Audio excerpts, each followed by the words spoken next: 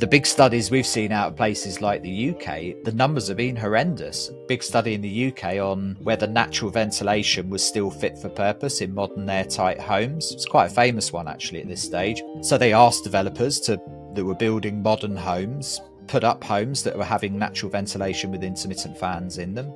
A third of them didn't have that at all, and they had no idea. It turned out to be decentralized mechanical extract system. And between those two systems of the houses that were offered up by the developers, which you'd have assumed they'd have gone, maybe we should give them the good ones, there was a 95% failure rate to meet even the minimum standards. Like 95% of the homes didn't even meet the minimums. It's shocking, and it just shows where there's a big gap to close in ventilation performance. And it's not that we've got the technology. It's not a technology problem. It's a process and delivery problem in a lot of cases. Despite our effort to educate people that we really need fresh air for good health, still difficult for people to feel if they are not ventilating right at this moment, then maybe in 10 or 20 years they could sacrifice sacrifice their health from it. Is that right said? Maybe in future, this ventilation as a service aspect will become more and more known. So the responsibility for bringing fresh air in a home is not only the responsibility of the house owner itself, but is provided by a house builder or by even a manufacturer, so that we sell not the product, but we sell fresh air.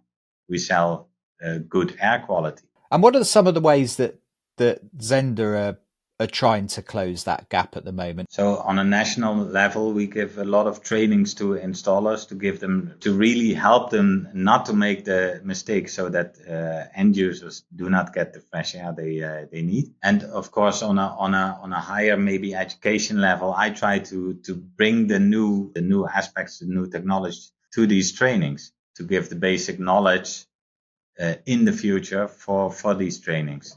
Of course, we try the best as we can, also cooperating with maybe national bodies or maybe the asthma fund or whatever, to raise the awareness why you need fresh air.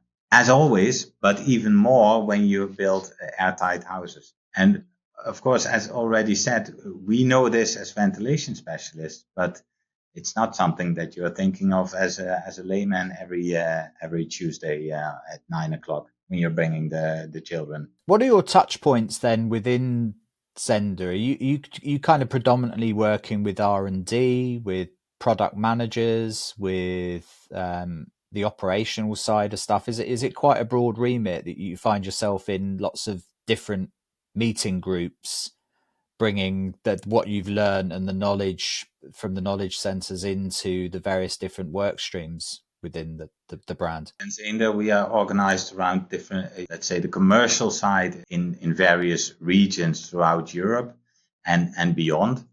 But there is also a group functions that do their work, obviously, for the whole international Zehnder group. And I am located in Zwolle in the group product management, and very close to the marketing also from ventilation. So here as you know, giving trainings or giving lectures, it's not me learning them only. I learn a lot from the questions that are asked. Within this contact with product managers, I get to know what is not entirely grasped clearly, and then I can do my work to give them better understanding. I always find those dynamics fascinating within companies, the interactions between engineers and product managers and marketing and sales people and people like yourself, where you're trying to find the balance of engineers running off and designing things that are possible but not sellable, people wanting stuff that's sellable but not engineeringly possible, and trying to find this way of progressing within a business that creates products that work, do well, and ultimately have a market. I see that daily happening, but the nice thing about my function is that you can give a fundamental background or real arguments why it's flipping to one side or the other. That was always and is the best part of industry for me, is that seeing that dynamic when it's working well. You know, the interplay between the people that are working with the marketplace and the people that are engineering and developing products and doing R&D. When that's singing, it's an exciting place to be. Yeah, because from the monitor project, what I say, if I see good things, then I bring it to marketing department, or I tell it in lectures. But of course, when there is room for improvement, I can immediately go one floor down and tell it to the ones that are developing for the next generation. Okay, so as somebody at the bleeding edge of technology and ventilation, Bart, where do you see ventilation going next? Where are the innovations coming from, do you think, in this sector? There's a lot to tell, of course, but maybe also not for me to tell, but only in future you will find out. But there are, of course, different directions, and I think the first one is obviously that we are not talking only about new build houses. So ventilation was steered a lot the last 10 years maybe by the sustainable houses of the future, so the new build. But we have an enormous assignment in the renovation, and it has been picked up by us and by others as the assignment for the coming 10 years. So what we find here is, how can we bring the necessary steps for people in renovation to bring a better renewal of their air in the house, so for better air quality. And to my understanding, I can give the best solution, the most intelligent solution. But if it's not possible for a renovation, then of course you have to give different steps on what people can improve, which is within their budget. And I think that's a clever way to do solutions that work for every type of step that you take into a renovation. So you want to give them solutions that work in their environment. That's one thing. Renovation. That's really interesting, and it makes me think of an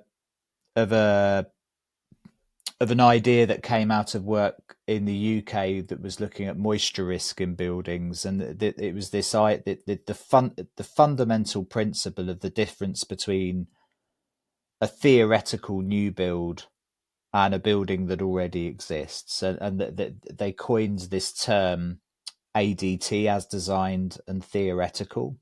So this idea that what you're doing with new build is you're designing to the art of the possible. You don't know how it's going to be used, but it's an approach and a principle that's embedded in design theory, really. But you've got a whole swathe of buildings, which they coined the term as built in service, ABIS, that you not only have to work with the building as it presents to you, but you're also dealing with a building that has a history. So what's interesting about that is people bring expectations of things like performance to bear that you don't get in a design theoretical space before somebody's even moved in. Yeah, and a good example of that with ventilation is that somebody may not have been used to mechanical noise from a ventilation system because it was a naturally ventilated building. So their expectations of how that should be are going to be different to somebody moving into a space that is already mechanically ventilated. And one of the ways that manifests all the time in retrofit is if we have to add a perforation to the fabric of the building, a hole in the wall to let air in, or a trickle vent to let air in, the central solution. that might be a penetration for noise ingress that was never there before.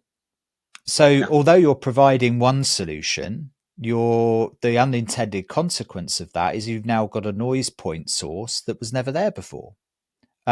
These things don't exist in new builds. It's these subtleties of not only the obvious ones of how do you fit a system into an existing building, but the lived experience and expectations that come with somebody owning and living in a home, or an office, or whatever that space is. So it's a fascinating, it's a really find fascinating dynamic in getting good outcomes. And it's a space that there's definitely a lot to learn. I think the components like fans and exchangers and filters, they are good from the suppliers. You have to have good suppliers for that. But if the components are right, then we are going to more and more automatically control the ventilation for different conditions and different preferred levels of the customer. So there's more and more sensors going into the units, and then the components in itself are not very important, but the sensoring is very important, and what you do with it, the algorithms. So, and that brings maybe the possibility, but now I'm thinking about quite ahead in future, that we are bringing ventilation as a service. So we're not selling the unit, but we're selling the clean air, and we or a home builder can take responsibility. If you take our system, then we bring you a fresh house that you live well in and you feel well in. We need connected units then, because we need some understanding of how the unit is behaving. And then if we can go easily there to do the maintenance to filters, or by any chance replace a component, then the end user should not worry about that. We take responsibility.